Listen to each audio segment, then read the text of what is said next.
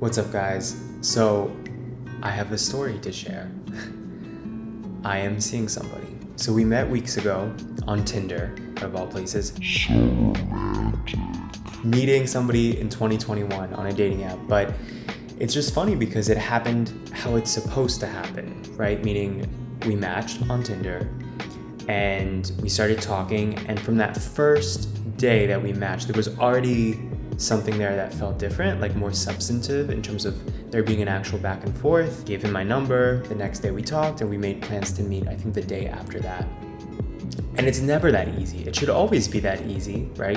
If both people really want to meet each other, but it's usually not that simple on these apps. And we met for a drink a few days later, and it was just easy, compatible, and he's so warm and so affectionate that even from that first date, it activated something in me where then I want to be that way with him. And so it's like this symbiotic sort of connection where he from the beginning was so open and vulnerable with me that then I become that way with him, and then it keeps sort of evolving in that direction. So I don't know what's going to happen, to be honest, because he doesn't live here permanently.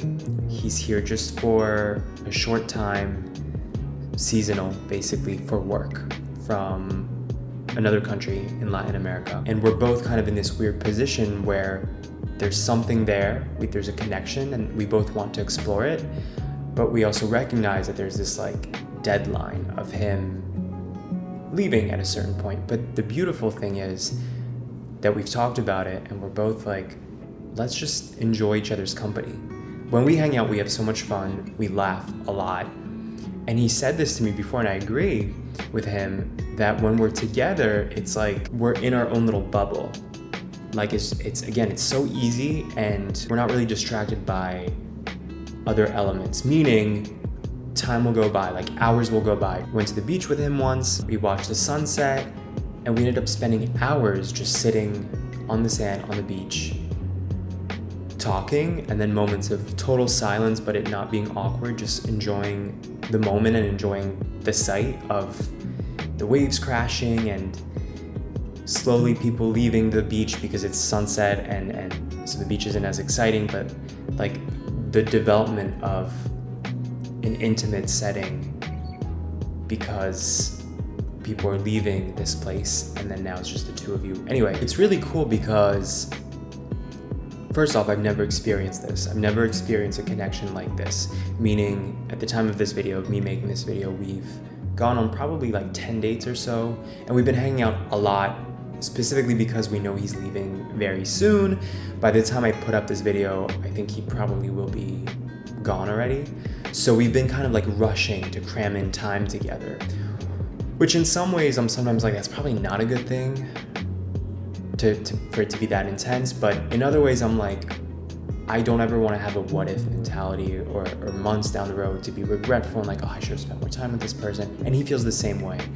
So the result is we've spent a lot of time together in a very short amount of window. And I've never had a connection like this before. Because I've just never been in a relationship. Not to say that we've established that, but I've never been in something this intimate. And the funny thing is, a few nights back, we were laying together and I was laying on his chest, and I had a flashback, and I thought the last time I had this, where I felt this connected and this like safe with somebody, that this is not sexual, there's no awkwardness, and it's just like it flows, was like a decade ago. And I've told that story before on this channel. When I was 21, the first guy I had like a connection with was this much older guy. He was in his 40s, and same thing, it just clicked, it was easy, and that ended up being a very unfortunate situation and kind of traumatizing, that like a year after I'd already built a connection with this guy, the 40-something year old, I found out he was married to a guy in another state, and there was this whole drama. But for that moment of the connection, in that sort of naive state of me not even knowing all these other aspects, there was a trust and a safety and a security. And so the other night I was like, wow, it's taken me a decade to feel this way again. And I'd kind of forgotten what that's like, because in the meantime, of course, I've gone on dates. Of course, I met guys who I was into, and then it didn't work out for whatever reason. So a lot of different things have happened over this past decade. But the point is, this is the first time in a decade that there's been a connection where there's a romance, but there's also just like a friendship that feels sacred, a compatibility that is so organic in the way that we speak with each other, in the way that he looks at me, in the way that I look at him, the way that we touch. And it's really beautiful. And I'm really grateful that I get to experience this, because the funny thing is, I remember weeks ago thinking, you know, I'm single. I've always been single up to this point. I'm now 30.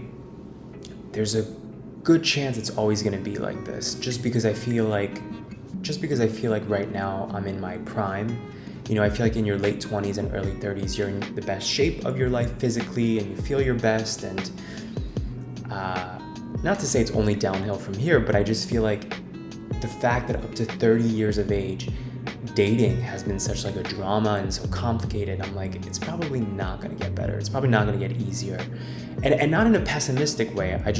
I was coming to a place of like coming to terms with that and thinking like, there's a good chance it's going to be like this. So I have to invest in other things. I have to invest in my friendships. I have to invest in my professional growth and building an identity in other ways, and finding validation and purpose in other things. And I was okay with that. And it's funny how in connecting with him, first off, the irony of having that mindset, and then out of nowhere comes this guy, and it's like, oh wow, like this can happen again.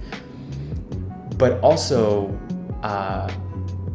it's interesting how in connecting with him, I'm having to like turn back on parts of me that I had shut off. And there have been a few moments of like hiccups in getting to know him where he feels there's a barrier.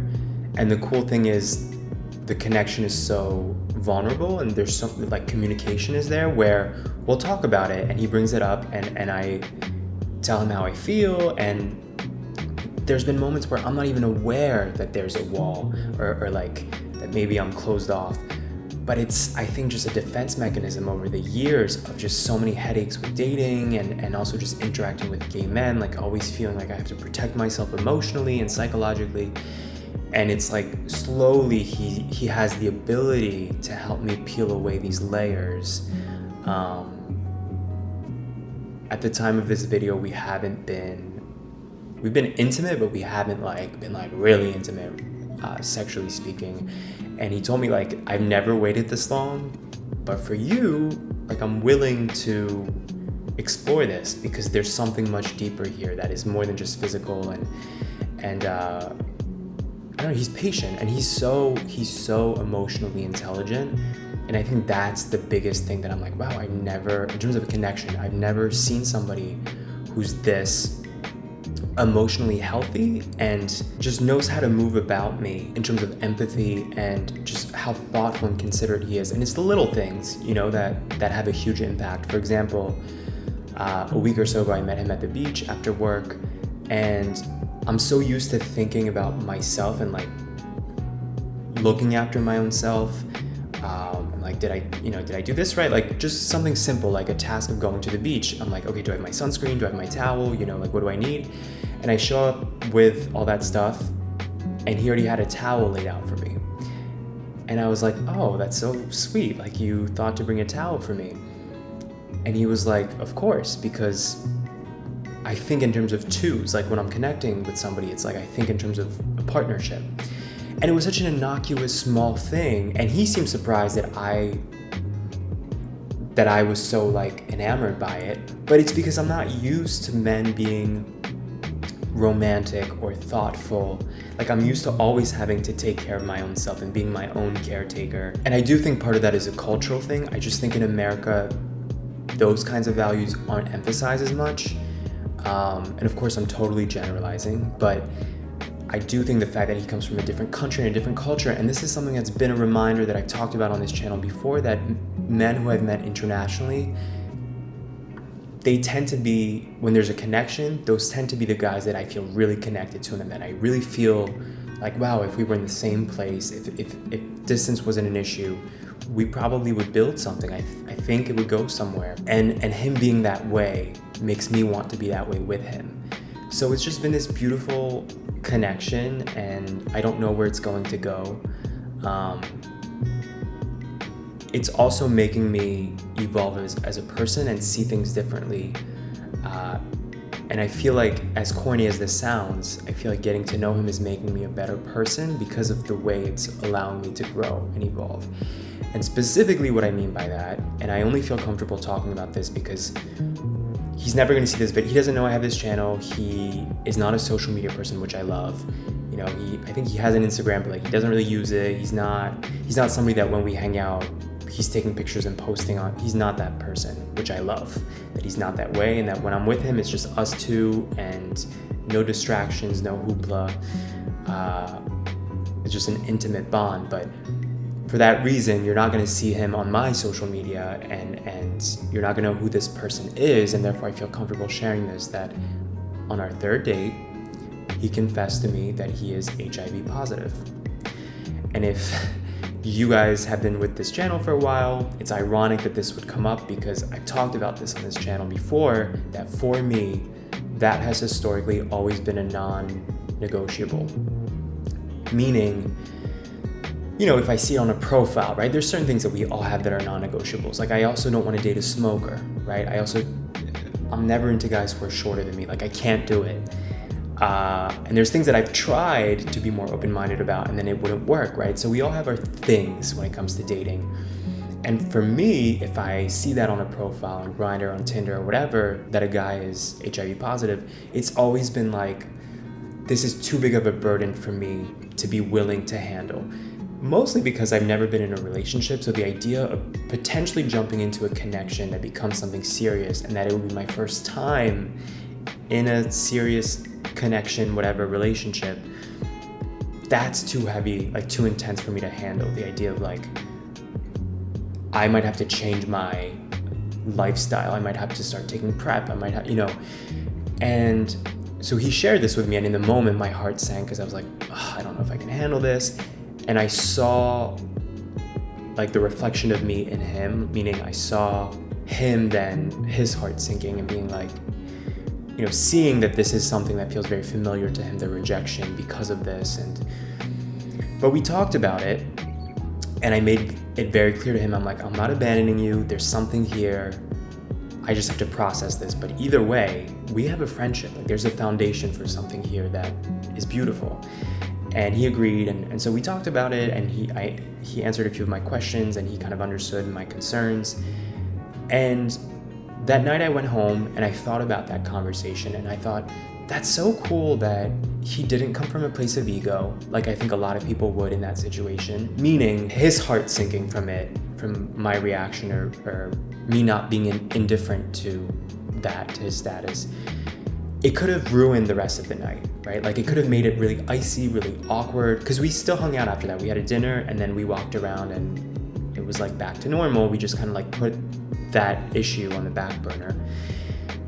And so when I came home, I thought about that, and I was like, that's so cool that he, again, is so open and vulnerable and so removed from ego and insecurity that it didn't become a thing.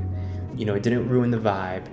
I could see some guys just ghosting after that just because they don't want to handle the pain or the chagrin of being rejected because of that.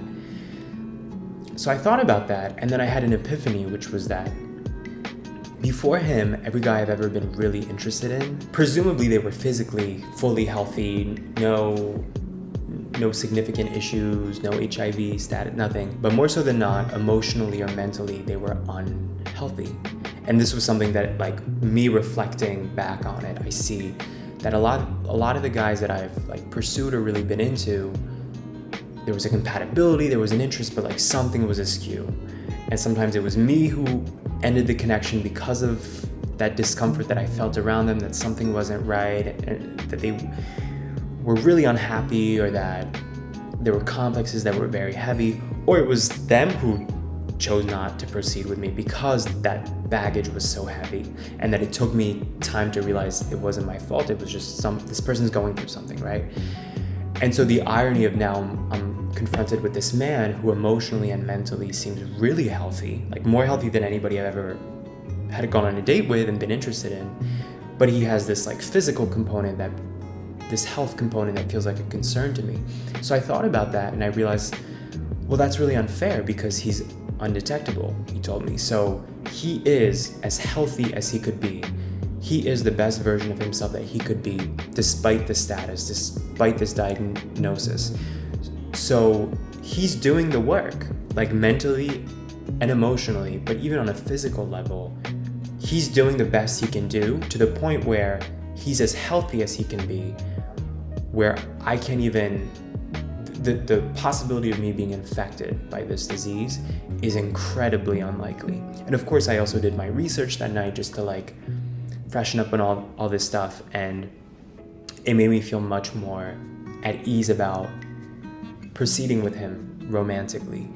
And I already knew what being undetectable means, but it's like I had to look at the data to realize like my concern is actually purely coming from a place of fear, really, and stigma, as opposed to a legitimate concern for my health. Like I had to think about it very logically. Is it really the fear of me being, is it really the realistic concern of me being infected, which I thought it was? Or based on this data, based on the man that I've met, based on comparing him to all these other guys, is this actually a really unfair judgment? Because he basically, it's borderline impossible for him to infect me, right? So it's like, what is really the concern? The concern, I guess, is fear, which is not a rational thing, right? But it's not worth being afraid because I feel so safe with him and secure. So I'm thinking out loud as I'm saying this. I'm just kind of explaining what my thought process was that night, but it was a huge epiphany for me.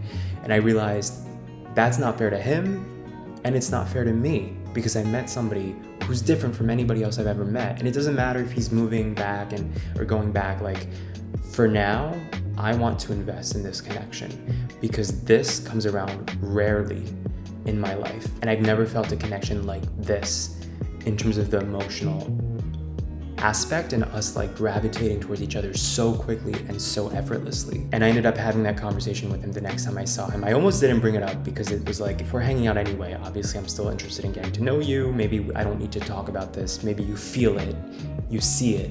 But then I thought, just in case there's a doubt, let me put him at ease. And so I talked about everything I just said, and he basically said, thank you for saying that, because I needed to hear it. Because even though we're hanging out again right now, subconsciously I had told myself I needed to, in terms of the romantic connection, I had to sort of start distancing myself because it would never work, because I could see the concerns that you had when I told you. And so it was this beautiful moment of me realizing the power that I have to comfort him and to put him at ease. And that also sort of solidified for me that there's a special connection, because I got enjoyment out of seeing him feel safe with me and feel at ease. So it's just, I don't know, it's just beautiful that I have this weird little thing with someone right now. And I don't know where it's gonna go. And I think probably it's highly unlikely that it's gonna lead to something serious just because of the distance. But it doesn't even matter. Like, I'm just grateful that, and I've told him this, that I'm like, wow, how cool it is that we've been able to give each other this gift of, you're finishing up your time here in another country and English isn't his first language. Like, it's a vulnerable thing. He's in this different space and he got to meet somebody to have this like weird special moment with, that he'll always remember, you know, this time in Miami in his life. And he's given something similar to me as someone who's had all these weird experiences just with dating in general, but especially since moving to Miami. It's been so refreshing for me to have this with him, because it's reminded me of what my instincts have always told me, which is this is how it's supposed to be. And him and I have joked about this, like, can you imagine if this is how it always was, meeting somebody on an app? Like, these apps would be out of business. Tinder, Grindr, Hinge, whatever, Bumble. this is how it's supposed to be, but it never is. It's rarely, very rarely this easy. Like, how lucky are we that we get to experience this and we're experiencing how it's supposed to be. So when I compliment him on his thoughtfulness and how polite he is and respectful and all this stuff, he's like, I'm supposed to be this way. Like, it's supposed to be like this. And I'm like, you're right, but it's not. And because I'm aware that it's not usually this way, I'm even more grateful for it. So for me, not only do I feel like this moment in my life and this connection has, first off, made me realize like, wow, something that I thought was a non-negotiable for me, I'm now seeing somebody in a more multi-dimensional way, and like, I'm willing to compromise on something I didn't think I'd ever compromise on because I've met somebody who's worth compromising for. So there's that element, but there's also the element of like, wow, I get to be reminded that what I care about, the values and the qualities in somebody, like, I'm allowed to fight for it. I'm allowed to not settle because I found them all in this person that even if it doesn't work out, he's been this like, I don't know, this like life omen, this sign in my life of stick to what you believe in, stick to what you care about, stick to what you value, because there are people like you, there are people like what you imagine. It's just very difficult to find them. But it's yet another example of like, you're not really looking. I mean, I guess I was looking and I guess he was, because we were on an app, but I wasn't like desperately longing for it. I was just, casually swiping through, and, here he was. Like, you never know. So that's my story. And I'm glad I get to share with you guys a positive dating story, because that doesn't happen often on this channel. But yeah, I wanted to share this story with you guys. Catch you next time.